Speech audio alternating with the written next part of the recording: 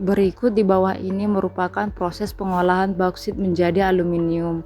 Tahap pertama merupakan bauksit from mine. Proses dimulai dari hasil penambangan bauksit. Bauksit ini masih berupa bongkahan mentah yang bercampur dengan tanah dan mineral lain. Setelah ditambang, bauksit disimpan di area penumpukan. Biasanya di sini terjadi proses homogenisasi alami, yaitu percampuran berbagai kualitas bauksit agar kadar aluminium lebih seragam. Selanjutnya proses tahap kedua yaitu berkonveyor, yang dimana bauksit dari area penumpukan diangkut menggunakan konveyor sabuk menuju silo penyimpanan. Di sistem ini bekerja otomatis dan berkelanjutan, serta efisiensi untuk mengangkut material dalam jumlah besar tanpa banyak tenaga manusia. Selanjutnya tahap ketiga yaitu silo. Silo digunakan untuk penyimpanan sementara bauksit sebelum masuk ke proses penggilingan.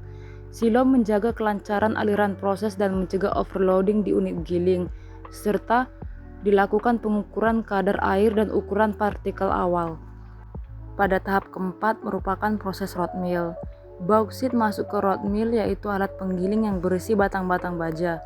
Tujuan utamanya adalah menghaluskan partikel bauksit agar proses pelarutan digester lebih efisien. Berikut masuk pada tahap kelima yaitu digester. Di sini bauksit yang sudah halus dicampur dengan larutan soda kaustik dan dipanaskan dalam digester. Untuk pemanasan suhu sekitar 140-150 derajat Celcius tekanan tinggi. Aluminium dalam bauksit larut dalam bentuk natrium aluminat, sementara zat pengotor seperti Fe2O3 pada tahap ke-6 ini yaitu flash tank. Larutan panas dari digester diarahkan ke flash tank. Tujuannya untuk memisahkan uap yang kemudian digunakan kembali untuk efisiensi energi, mengurangi resiko kerusakan peralatan akibat suhu tinggi, serta menurunkan tekanan dan suhu dengan cepat. Selanjutnya masuk ke tahap 7 yaitu thickener. Larutan aluminat cair dari flash tank dimasukkan ke thickener, semacam alat pemisah padatan cairan skala besar. Di sini partikel berat dan kasar akan mengendap. Larutan jernih keluar di bagian atas, yang dimana padatan mengandung oksida besi, silika, dan titanium oksida. Berikutnya masuk ke tahap 9 yaitu filtration, yang dimana larutan jernih aluminat difiltrasi kembali untuk memastikan tidak ada partikel kasar yang terbawa. Di proses filtrasi ini menjaga kemurnian larutan sebelum presipitasi. Pada tahapnya yaitu filtration, endapan presipitat, yang dimana endapan padat aluminium difiltrasi untuk menghilangkan airnya. Hasil fritasi merupakan aluminium hidroksida basah siap masuk ke tahap pengeringan atau kalsinasi. Pada tahap ini yaitu flash tank. Larutan panas dari digester diarahkan ke flash tank. Tujuannya untuk memisahkan uap yang kemudian digunakan kembali untuk efisiensi energi, mengurangi resiko kerusakan peralatan akibat suhu tinggi, serta menurunkan tekanan dan suhu dengan cepat.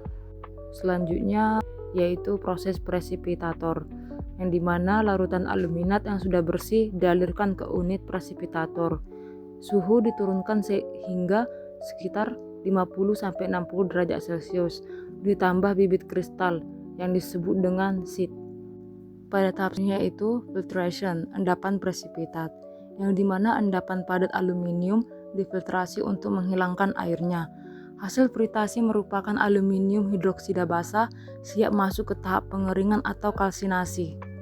Lanjut ke tahap 12 yaitu rotary kiln atau kalsinasi, yang dimana endapan aluminium dikalsinasi dalam rotary kiln pada suhu 1000-1100 derajat Celcius.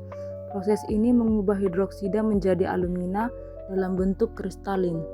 Setelah proses kalsinasi, masuk ke tahap ke-13 yaitu hydrate drying. Alternatif lain dari kalsinasi adalah pengeringan tanpa pemanasan tinggi, yang digunakan jika produk yang diinginkan berupa aluminium hydroxide bukan alumina. Proses ini penting untuk industri kimia. Selanjutnya masuk ke proses ke tahap 14 yaitu hydrate processing process. Hydrate atau aluminium hidroksida kemudian diproses lebih lanjut.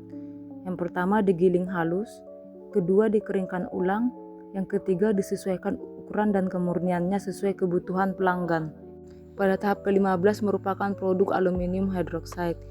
Produk ini dibagi menjadi dua. Yang pertama aluminium hydroxide high whiteness and brightness yang digunakan untuk kosmetik, farmasi, bahan pemadam api dan aplikasi khusus. Yang kedua aluminium hydroxide umum digunakan dalam pembuatan zeolit, pengolahan air, dan bahan kimia industri. Setelah produk aluminium hydroxide masuk ke tahap ke-16 yaitu alumina produk silo. Untuk hasil kalsinasi, alumina disimpan di silo. Digunakan untuk menjaga kualitas produk sebelum pengemasan atau distribusi dan memiliki sistem kontrol debu dan kelembapan.